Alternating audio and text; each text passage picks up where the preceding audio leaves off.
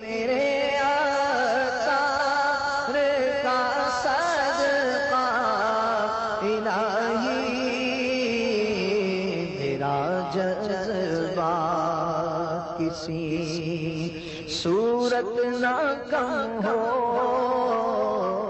ہمارے یہاں کوئی ایسا نمازیں پڑھتا ہے، قافلوں میں سفر کرتا ہے اور دیگر جو عبادات کے معاملات میں مشغول ہوتا ہے، اس کو ایک بات کہی جاتی ہے، ارے مولانا کچھ دنیا کا تو کرو۔ یہ ایک بہت بڑی تعداد یہ جملے کہتی ہے۔ میری آج تک سمجھ میں نہیں آیا کہ آخر اس دنیا سے کیا مراد لی جاتی ہے، آخر یہ دنیا کیا ہے، اور دنیا کا کرو سے اس کہنے والے کی کیا مراد ہے۔ اگر مراد یہ ہے کہ روزگار کمائے تو یہ روزگار تو کما رہا ہے، اور اس کی ضرورت اللہ تبارک و تعالی اس کی اس مختصر سی آمدنی میں پوری فرما دیتا ہے۔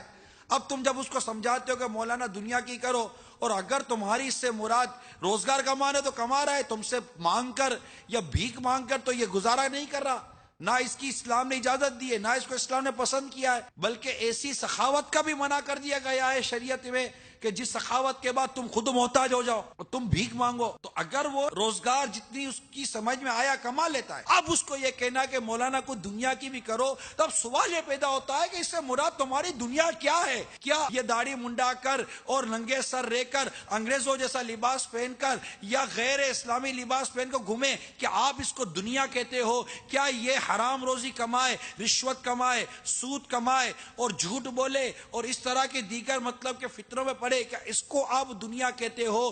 دوستوں کے ساتھ بیٹھ کر گپ شپ لگا کر اپنی قیمتی سانسوں کو برباد کرے، کیا اس کو آپ دنیا کہتے ہو؟ کیا ٹیلی فون پر یا دیگر طور پر اپنی فضول قسم کی باتوں کے اندر اپنی اس عمر عزیز کی ان مبارک اور انمول گھڑیوں کو برباد کرنے کا نام آپ دنیا کہتے ہو؟ آخر مجھے یہ سمجھا دو کہ آپ دنیا کہتے کس کو ہو؟ اگر یہ گناہ بری اور فضول بھری زندگی کو آپ دنیا کا نام دیتے ہو تو کسی کو کہنے کے بجائے میں تو آپ کو کہتا ہوں کہ اس دنیا کو چھوڑو۔ یعنی میں کہتا ہوں کہ ایک شخص سرکار صلی اللہ تعالی علیہ وآلہ وسلم کی مبارک سنت، مبارک سیرت پر عمل کرتا ہے، صحابہ کرام علیہم رضوان کی مبارک سیرت پر عمل کر کے اپنی زندگی گزارتا ہے، تو اس سے دنیا کی طرف بلانے اور دعوت دینے کا آخر کیا کانسیپٹ بنتا ہے؟ میں کہتا ہوں کہ آخر مقصد حیات کے اکثر مقصد کو یہ بھولا ہے کہ دنیا کی دعوت دینے والے تم بھولے ہو۔ ارے جو بھولا ہوا ہو راستہ اس کو بتایا جاتا ہے، راستہ چلنے والے کو کبھی راستہ نہیں بتایا جاتا۔ نمازوں کے بعد دکان پر آپ بیٹھے رہتے ہو، گاہکوں سے جھوٹ آپ بولتے ہو، ماں باپ کی نافرمانیاں آپ کرتے ہو، گانے آپ سنو، موسیقی آپ سنو، فلمیں آپ دیکھو، شرابیں آپ پیو، جوئے آپ کھیلو، گناہوں بری صحبتوں میں آپ جاؤ، دوستوں کے ساتھ ہوٹلوں میں اور چوکوں پہ بیٹھ کر اپنی زندگی کے قیمتی لمحات کو آپ برباد کرو،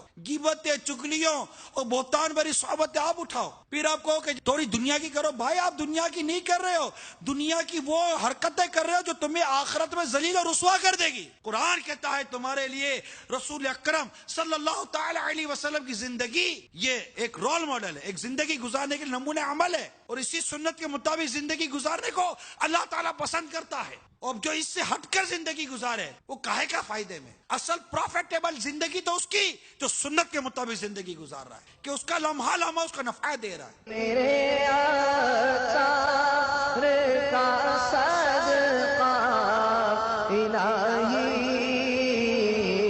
میرا جذبہ کسی صورت نہ کم ہو۔